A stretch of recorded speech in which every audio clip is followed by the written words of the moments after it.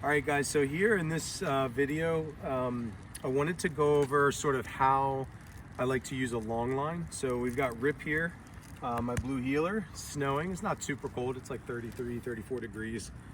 And we're just gonna go on a nice little walk because he was really looking forward to going outside today. And I've got a 30-foot line, and it's biothene, which means it's not gonna soak up the water or the wet, the mud or anything like that. And it's I think it's 3/4 of an inch, or 3/8. I'm sorry, 3/8 of an inch. So it's pretty thin, and it's not this abrasive leash. Like, it just doesn't take up a lot of physical space, and it's strong as well. So this is the tool I like to use here, and I've attached that to his martingale collar. It's called a high hug. Really easy collar to buy off of Amazon, but it's a very strong martingale collar. So that's kind of the tools that I like to use when I'm doing long line work. And so as I'm out there, what I want you to see is, one, if I have the leash in my hands, I'm actually, I'm actually not bunching it all together. So a lot of times you'll see people just kind of grab a long line and they're just like, it's just chaos the whole time, right? I have a plan with it. So before I usually start on a long line walk, I'm rolling it up almost like a vacuum wire, and I just have it sort of organized, more or less. It's never gonna be perfect, but it's that idea of kind of having a control over it, because otherwise you'll get tangled so quickly and all that stuff. So that's the first thing. The second thing is, what you'll notice is I'm not really controlling much of the walk. I actually want him to kind of explore. With Rip, I will draw boundaries. As you can see, I don't want him really eating sticks because that is his default setting. He likes to shred, and he'll swallow the pieces of sticks. So I will draw some boundaries if I need to, but as a whole, I just want him to sniff around, have a good time, and have a fulfilling walk. And so when I'm walking him, you're gonna see when he goes further away, I'll even show you kind of here on the court. Like, if he were to kind of get ahead of me, you would see me kind of let the leash through my hands. And then when he starts moving back towards me, I reel it in softly with him, like on his timing. So I'm not really using much force on the leash. I'm just going with the ebb and flow of the walk from him. His spirit sort of leads the way on the walk. Now, every now and then I like to do a recall when I'm on long line, when I'm doing long line work, but I don't want to do too many recalls. And he's actually working on his off-leash program, so I definitely don't want to overdo the recalls, which would create more opportunities for him to fail. So when I think he's highly likely to succeed, I might throw in a recall every now and then. I do have some boring kibble in my pocket, but we've been practicing a number of things where I think he'll know that I'm going to be fun when he runs back to me. So that's kind of what I do. And yeah, so I guess that's really what I wanted to say. Long line work is really amazing because it's generally up to the dog with a little bit of guidance from you. It should be about 80-20, like that Pareto principle. You're influencing the walk maybe 20% and let the dog decide the 80%. And then from there, you're just enjoying the walk, getting his spirit, like setting the spirit free a little bit on the walk and letting him explore, letting him paint the picture of the world around him and all those kinds of things. And then when it's time to go in, you just reel them in. The more organized you can be, the better. And yeah. And you'll also see, this is really important too, you're also gonna see me drag this line quite a bit. So as we get into the video, you'll see that sometimes, as long as I'm not right next to the road or crossing the road, quite a bit, I'll actually leave the line behind me dragging, so I can easily fish it out and reel it back in, or let it out and then reel it back in. And I'm not worried about the line getting dirty. So for me, I don't really care. If you're worried about that, you might just want to keep it like this. But as a whole, I love it dragging. This thing does not soak up the moisture, so we're all good. And it's tough as nails, so like the leash is. So anyways, this is a quick video of long line work. All right, enjoy. Go on, buddy, have a sniff.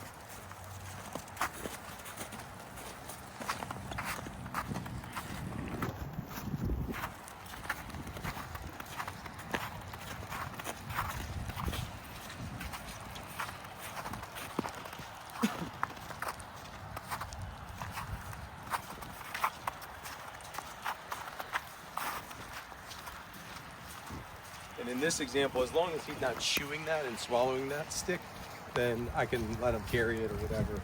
I don't even mind if he shreds it a little bit, as long as he's not out of control. Enjoy, buddy. And for all intents and purposes, he's off leash, right? You know, it feels like it, right? It feels like he is.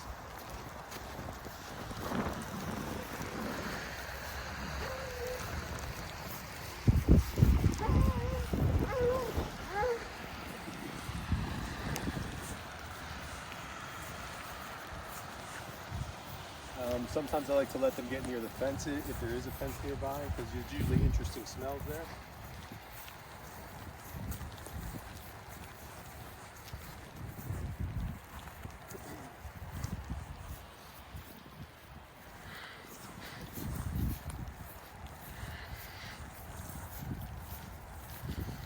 And because I can see he really wants to play hard right now with the sticks that he finds, we're just not doing that. So I'm just, like I said, I'm just giving him a little information that I prefer him just enjoy the sniff. We play all the time, so not really worried about that. We'll play later. Because he needs some of this exploration as well. And if he plays, he gets like lights out when he starts to play. So again, notice again the line. When he's closer or I'm closer, I reel it in. When he's further, I let it out. Now notice the tangling. Can you zoom in here real quick? Like here maybe. So when the dog gets tangled, don't try to like lift the leg up. All I do is I just grab this part here and then let him step over the rest. It's a lot easier that way. Every now and then I see people kind of like fighting the legs of the dog when the leash gets tangled. Just grab it near where the neck is and then let the dog step over.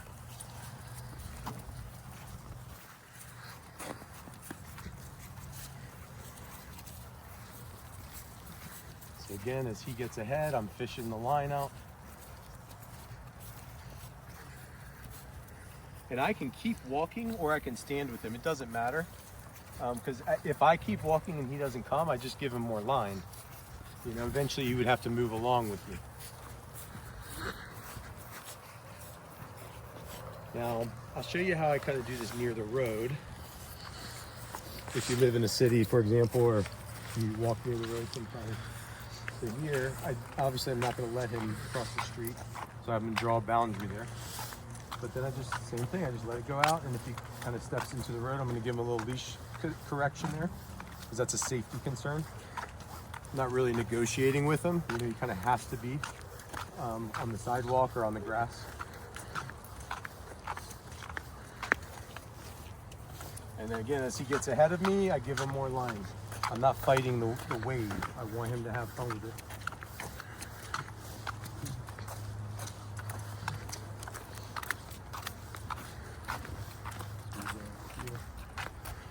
Now, here's a really important thing. So before crossing a road, there's either two things I do. One, I'll either stop and roll it up like I'm doing now. Or two, if there's not many cars, I can actually just drag the line across and just kind of, it's almost like I whip it to the other side, just to where it doesn't stay in the street. We don't want it to tangle with any cars, of course. So once I get to this sidewalk, I'm gonna start letting it drag behind me again.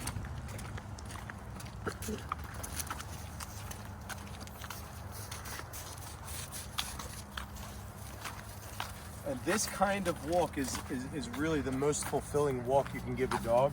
It's too much to do 2 or 3 dogs at a time. It makes no sense, right? But one dog, a really good one-on-one time with your dog.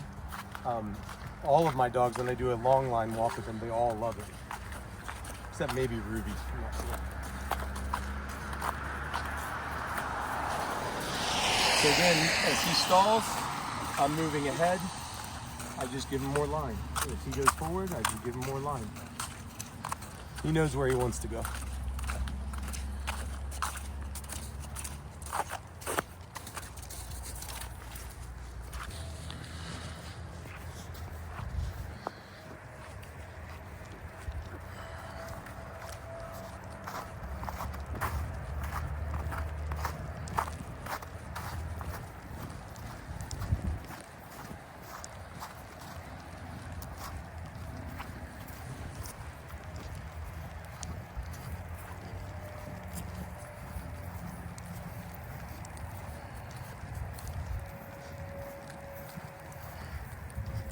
But in a little bit, I'm going to test a recall on him, and we'll see how he does.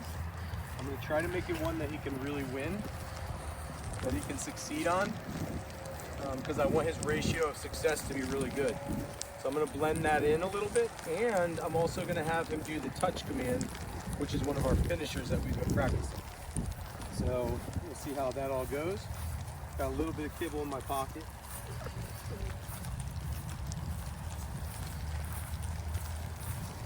Again, see how he's stalling on a scent there, and I just move ahead, but I give him line. As he comes forward, I reel it in, and then I give him more line again. I'm just attentive to what he's doing. All right, so here I'm going to do a recall. Rip, come, touch. Boy, go on, let us look. So he was only about maybe 15, 17 feet away there.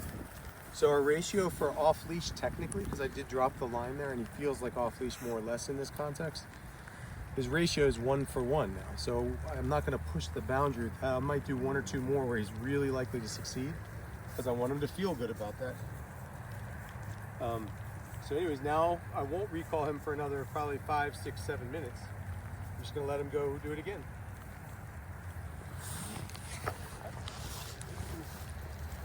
And we've been working on his out, as you can tell. He's not perfect with it, but he's pretty good. And he's a solid dog with the jaw, so I have to make sure he learns that skill. I just don't want this walk to be about picking up every stick and shredding it and playing games. Right now we're just exploring the environment. And then he goes out, my hand gives way.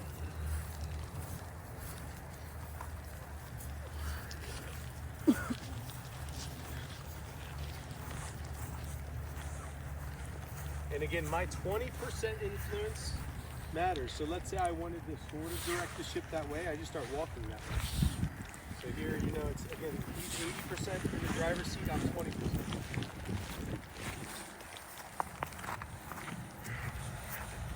Sort of like teaching my son how to drive. Kind of the same thing.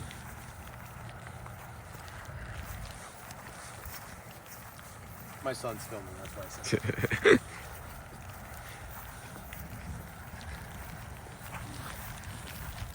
So again, as he's stalled, and I want to keep moving, I just give him line. He comes up ahead. He does what he wants, it's good. And notice he's a little tangled, not much, but I'm not gonna worry about that unless it becomes a problem. Because you can really impede a good walk. You can really create problems with a really good walk if you're constantly letting the dog feel like tangling is a huge problem. You know?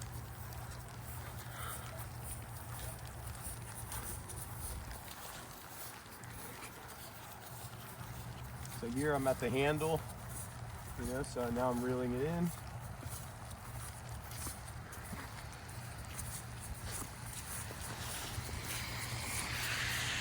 So here, so he is a little tangled and I'm here, it's not stressful. I'm just gonna grab here and then let him walk over instead of picking his leg up. Again, that's a mistake a lot of people make. Don't pick the dog's leg up. It doesn't have to be that. You just grab the leash, let him step over.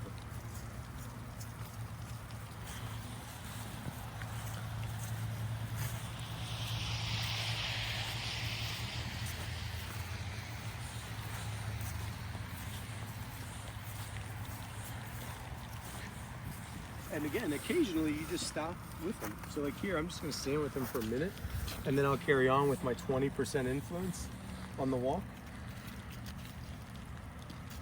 Because of course he could stay on a smell for a while, but if I'm directing the walk with that 20%, I'm gonna say, let's carry on, you know?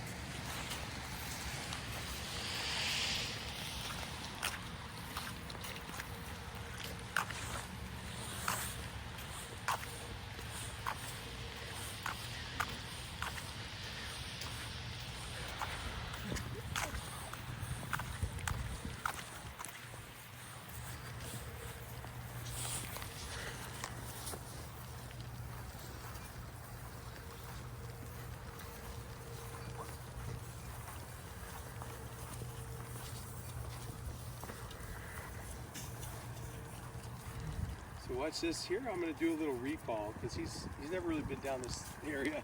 I don't really want to drink it all that water. So I'm gonna call him and do a nice finisher here. Alright. Come. Yeah. That ain't no water. Wow, good job. So that was a good example of, again, it's been 5 minutes or so since I did another recall. You know, so you don't want to overdo the recalls. I'll probably do only one more before we head home. A really important key here is this is, because Rip is not fully off leash trained, he's on his way, but this is as close to off leash as you can get a dog unless you're in like a sniffspot.com area where you can go into somebody's fenced yard that has all these acres or whatever, you know. The point here is dogs need to be roaming free at times, and especially a dog like Rip who's a healer. You know, if you have a high drive dog, you understand. So you got to give them this exploration. They can't be on a 4 or 6 foot leash throughout their life. It just doesn't make sense.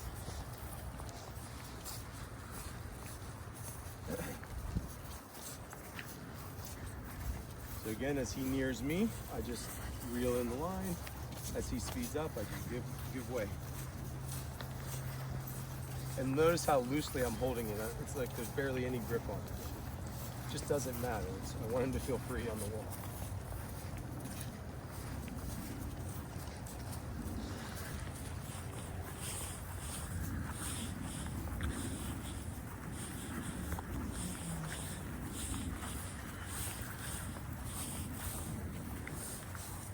Good job checking in with me, buddy.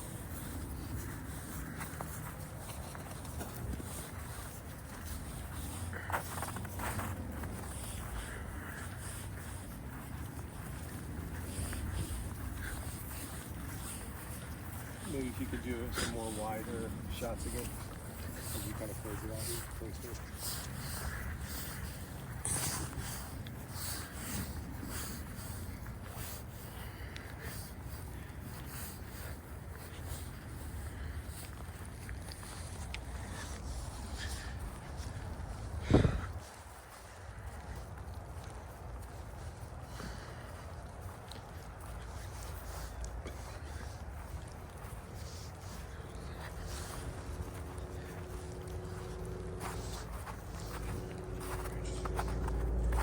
This is his walk.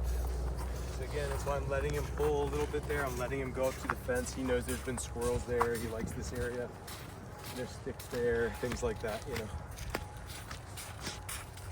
So now here's my 20% influence. I don't want him to get lost up there, so I just bring him back in a little bit. Let him go explore somewhere, you know. I'm gonna try to guide him this way. And again, you can see the ratio is pretty true, 80-20, right? 20% of my influence, let him have 80% of the control of the wall. Let him direct it a little bit.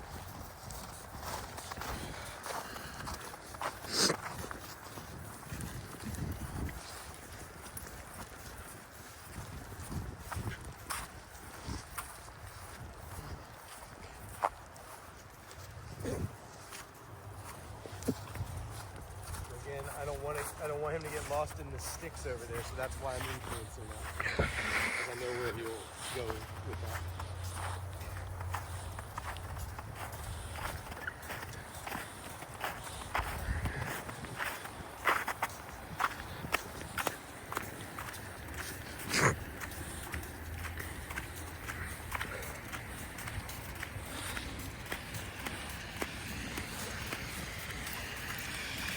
And even on the sidewalk, I'm just letting the line drag. You can kind of film it there. Just letting it drag behind me. I've got nothing, like, I've got no worries, you know. It's just what it is.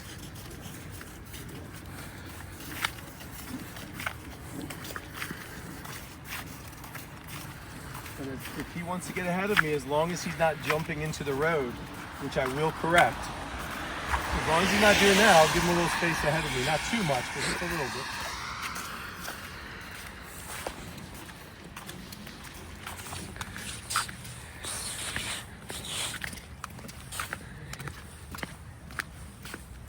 So I'm gonna have you film me crossing the street here. So this is the other way I like to cross the street. The first time I showed you, I kind of wrap the leash up like a vacuum wire or vacuum cord. Now this time I'll show you how I do it. When I just cross and there's watch the line here behind you. So when I'm walking, there's no cars or whatever, I'll just do like this.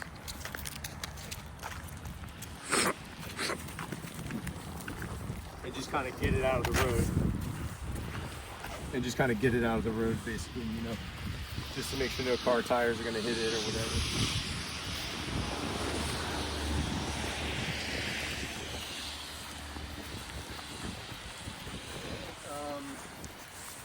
Pretty much it. I'm going to do one more recall, and we'll do this over in an area where he's likely to succeed. Because again, I have nothing to prove. Like, it doesn't matter. Like, I want him to feel good about the recalls and his responses. So I don't want to over reverse it, and I just want him to win, so he goes in feeling like, wow, I did that. So I'll do a recall probably about 10 to 15 feet away. And I'll finish it with a touch marker, which is the finishers that we've been practicing. And then we'll head on back to the house. And when I'm on the way back to the house, I'm not doing any commands after that point, unless there's a safety concern, right? When I'm done training, I just let it be what it is. A little slick here, so I'm not going to like run backwards on a recall, so I'll go into the grass here. Notice right here, I'm getting one kibble ready, so I'm ready for it. I'm pretty stingy with my rewards. And this time I'm going to actually create a fun chase game is what I'm going to do here. So I'm going to go and call him, Rip, come, yes. Oh, here you go. So I create like some misses, you know, where he almost snags the kibble and then he doesn't, and it creates a nice chase game. So that's it. All right, thanks Dante for filming.